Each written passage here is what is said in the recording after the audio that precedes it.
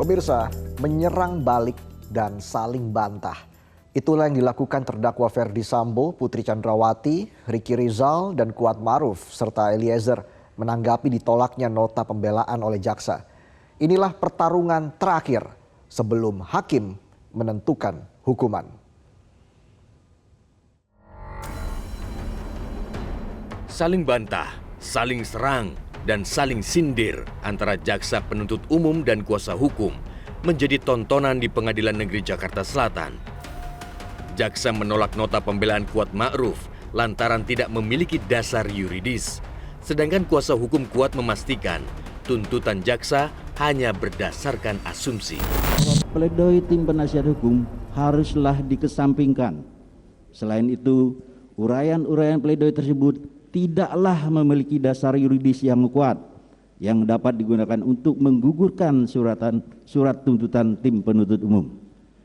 Berdasarkan hal-hal tersebut di atas, penuntut umum memohon kepada majelis hakim yang memeriksa dan mengadili perkara ini untuk 1. Menolak seluruh pledoi dari tim penasihat hukum terdakwa Kuat Ma'ruf. Bahwa seluruh dalil penuntut umum hanya berdasarkan asumsi, indikasi tidak berdasar dan imajinatif penuntut umum yang sangat disayangkan digunakan oleh penuntut umum dalam menentukan nasib terdakwa dalam perkara akuo. Memperhatikan replik penuntut umum yang tidak beranjak dari pendiriannya dalam surat dakwaan dan tuntutannya, serta tidak mau mencermati dan memahami fakta dari hasil persidangan dan pemeriksaan saksi-saksi di bawah sumpah yang menjadi fakta hukum dalam perkara ini. Jaksa juga menolak pledoi Ricky Rizal karena tidak berdasarkan hukum. Sementara kuasa hukum Ricky Rizal menuding balik jaksalah yang berasumsi bahwa oleh karena semua dalil penasihat hukum terdakwa Ricky Rizal Wibowo tidak berdasarkan hukum dan tidak terbukti, maka kami penuntut umum memohon kepada Ketua Majelis Hakim yang memeriksa dan mengadili perkara atas nama terdakwa Ricky Rizal Wibowo agar mengesampingkan dalil-dalil yang dikemukakan dalam pledoinya dan menyatakan terdakwa Ricky Rizal Wibowo terbukti secara sah dan meyakinkan melakukan tindak pidana pembunuhan berencana secara bersama-sama sebagaimana dakwaan ke-1 primer melanggar pasal 340 KUHP, jungto pasal 55 ayat 1 ke 1 KUHP. Bahwa kami tidak sependapat dan menolak replik jaksa penuntut umum, di mana sebenarnya tidak ada fakta hukum dan argumentasi hukum yang bersesuaian dengan fakta yang terungkap di persidangan.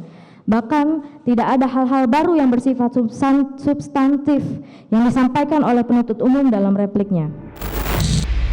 Penolakan pledoi oleh jaksa juga dirasakan Ferdy Sambo, namun kuasa hukum Sambo justru menyerang balik jaksa. Bahwa pledoi tim penasihat hukum haruslah dikesampingkan. Selain itu, uraian-uraian pledoi tersebut tidaklah memiliki dasar yuridis yang kuat yang dapat digunakan untuk menggugurkan surat tuntutan tim penuntut umum.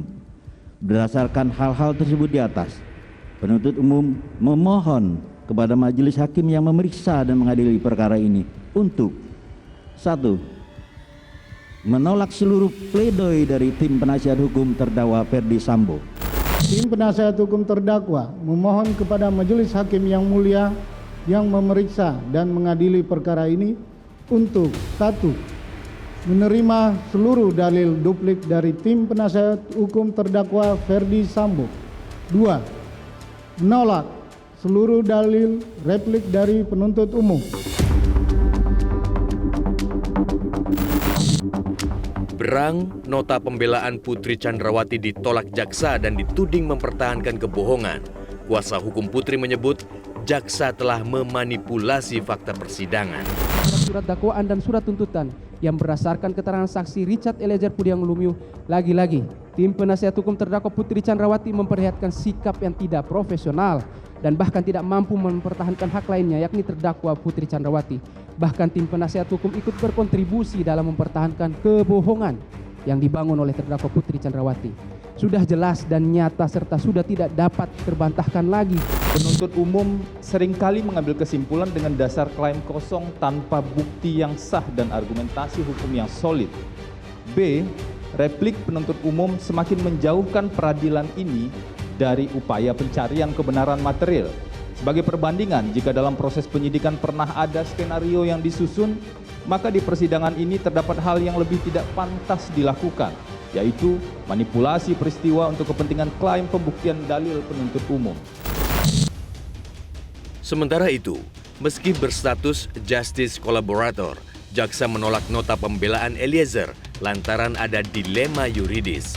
Namun kuasa hukum Eliezer bersikukuh meminta hakim untuk membebaskan Eliezer dari jeratan pidana atau dihukum lebih ringan.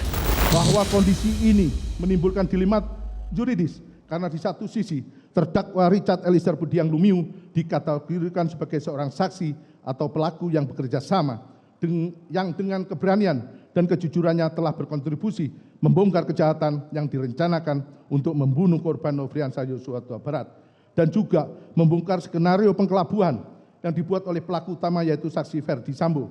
Namun di sisi lain peran dari terdakwa Richard Eliezer Budiang Lumiu sebagai eksekutor dari penembakan terhadap korban Nofriansah Yosua Huta Barat perlu juga dipertimbangkan secara jernih dan objektif. 1. Menyatakan perbuatan yang dilakukan terdakwa Richard Eliezer Budiang Lumiu tidak dapat dipidana karena terdapat alasan penghapus pidana.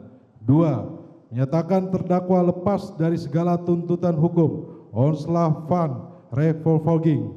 3. Memerintahkan terdakwa dibebaskan dari tahanan segera setelah putusan ini dibacakan. Lalu manakah yang akan menjadi keyakinan majelis hakim untuk menentukan hukuman? Meski para terdakwa mati-matian menyangkal, namun pastilah hakim akan memberi hukuman setimpal.